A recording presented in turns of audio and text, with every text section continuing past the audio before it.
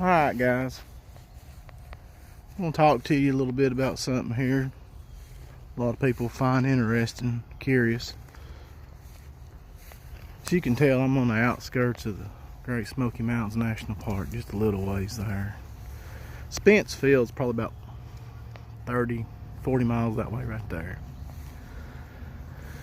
But I'm going to tell you a little story while we walk here, do a little unedited video about Dennis Martin.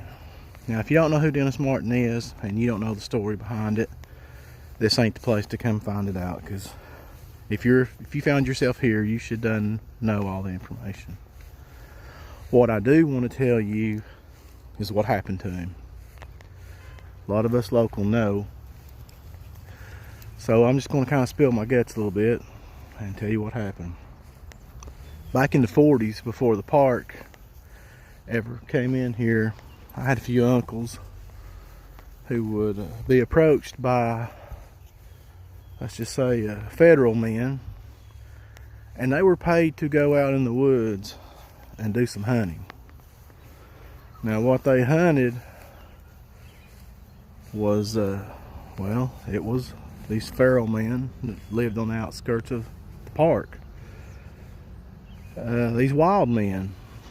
Now they would diversify from being unable to speak, hairy, to being able to speak a language. Some of them were inbred, long time inbred, and turned out to these people to raise. A lot of them was supposedly Cherokee Indians from the Trail of Tears, the Great Smoky Mountains, slipped off the trail. But no one knows exactly how they got there. We don't, nobody knows. But they would come in and pay these guys about once a year to go kill these things, because they knew the park was going to come in eventually. So I don't know exactly how much money you would get for every one you killed. This has always been an interesting grave to me. There's the original headstone. But it happened.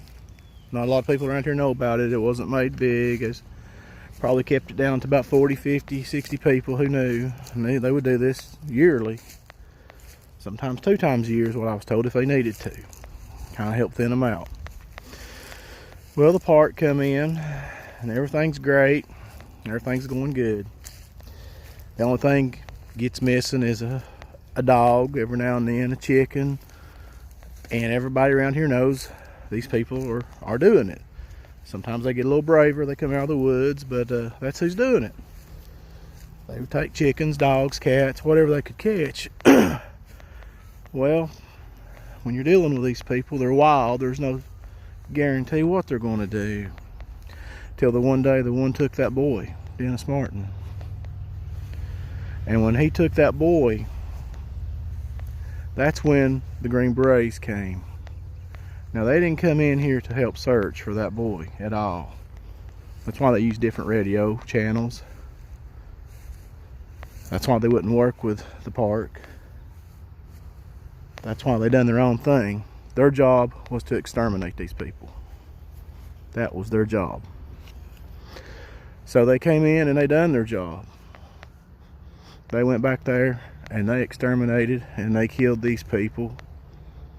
Just so happens it rained for days, so a lot of people were not in the park when a lot of this was going on, but they exterminated a bunch of them.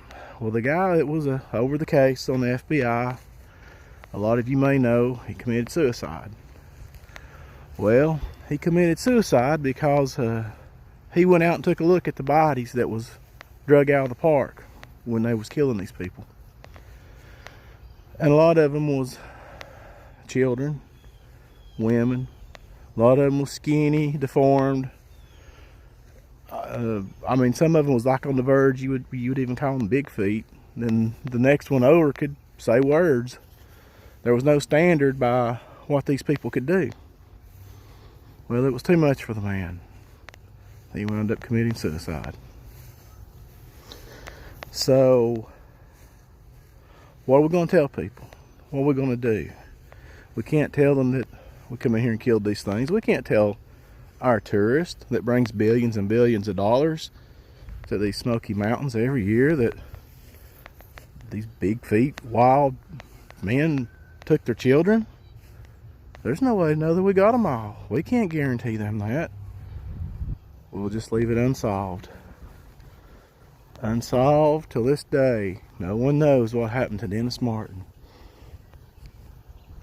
But we know. There's people who live around here who know.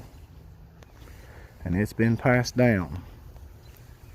But that's why there will be no official report on what happened to Dennis Martin. So, you want to know, I guess now the next question is, well, did they kill them all? Well, there's been a lot of unseen and crazy things go on in these mountains. I probably would stay off the trails of the nighttime. I would probably take the Allen Cave Bluff Trail while there was still a lot of daylight left. And I dang sure wouldn't go into these woods by myself, because these hills do have eyes. South Force 10 here. Thanks, guys.